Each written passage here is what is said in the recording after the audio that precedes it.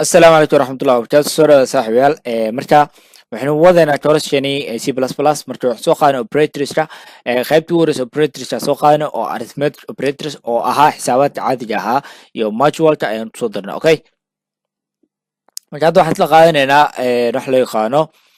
assignment operators iyo comparison operators so logicalka uu noo dambeyn doonaa assignment operatorska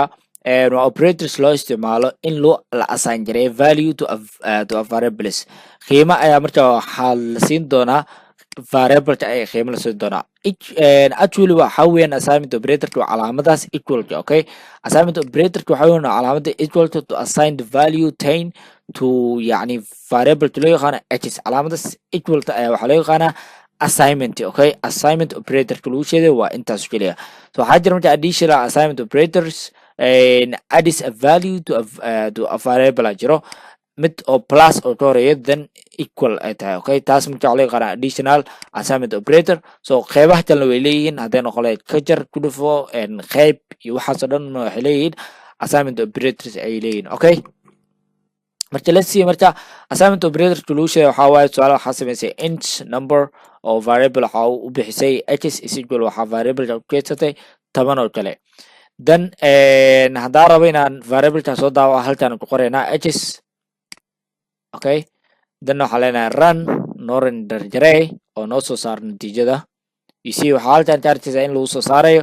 x okay haddaa ratid inaa qoraal kale ka hormarisid waxaa leedahay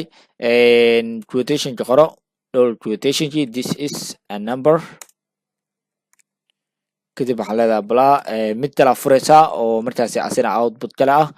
si out kale ah calaamadaasaa laba mar qoraysaa okay so intaad ku qoraysaa intana ku qoraysaa mafahmaysaa okay sidaasa samaynaysaa then this is a number 10 haddaa space rati intaa space ka soo gelin doontaa intaa space ka gelinaysaa randhe waxaa ujeedaa in lagu soo saari doono this is a number 10 okay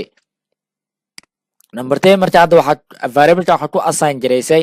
aad siisay number 10 marka waxaa ku dari kartaa 5 aad ku dari kartaa sidee u daraysaa marka waxaa leedahay int plus or equal plus or equal waxaa waaye wax meesha yaalay waxa ugu dartaa weeyaan okay af soomaali hadii loo fasiro waxaa wax meesha yaalay waxa ugu dartaa 5 igu dar ama tusaale kale waxa ugu dartaa 9 igu dar haddii markaasi aan dhahno let's see x deh okay sorry guys x waxaa leedahay plus or equal 9 kadib waxaa leedahay run okay x yaa soo qaadanaysa waxay ugu dartaa inta oo hayso 9 igu dar maxaa la soo saarayaa 9 ujeeda this is number 19 okay this is 19 inta dhihi kartaa okay marka qaabkaas ayaa loo sameeyaa markii waxaa la sameynayaa variable aad assign garaynaysaa kadib waxaa sii jirtaa variablekaas waxbaa ku dari kartaa tusaale waxbaa ka jiri kartaa tusaale waxaa dhihi kartaa x minus equal 4 oo kale dhihi kartaa tusaale 10 haddii 4 laga jaro 15 noqonaysaa run aan leenahay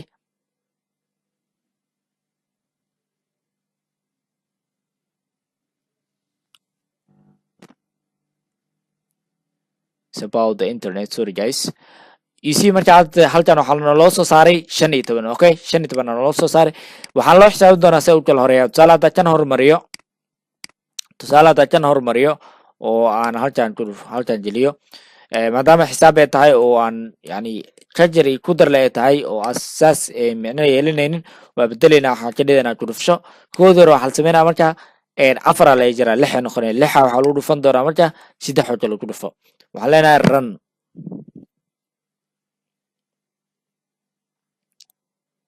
you see 18 naloo soo saaray hadduu tan ka horeeyo oo tan uu horeeyana waa la horumarin doonaa tusaale waxaa la sameyn doonaa isla xisaabtii waaye laakiin way kala horeeyaan hadda waxaa la sameynaa marka waxaa lagu dhufan doonaa 3 lagu dhufan doonaa 30 waxaa laga jari doonaa 4 oo noqon doonto 26 okay sida caadiga ah let's see waxaa ujeedaa in loo soo saaray 26 so meeshan waxaad ku ogaanaysaa marka inaa wixii aad kala hormarisid inay kala hormaraan inay saameyn ku leedahay natiijada soo bixayso okay you must know that marka assignment operators marka xisaabaadka dhan waa qaadan jiraysaa plus minus whatever you want marka waa qaadan jirtaa taasi marka waa inaad soo daataa marka waxaa gudbaynaa comparison waxaa waaye in waxaan la isbarbardhigo laba lambar in la isbarbardhigo tusaale inta waxaan ku qoraynaa assignment operator okay comment ya saarayna kan waxa waa comparison weeyaan okay comparison operator waaye comparison operator waxa uu taalo kala xasameysay inti oo a ah waxa gelisay 19 waxa kaloo sameysay inti oo p ah waxa gelisay tusaale 5 ama tirowdo iskale 15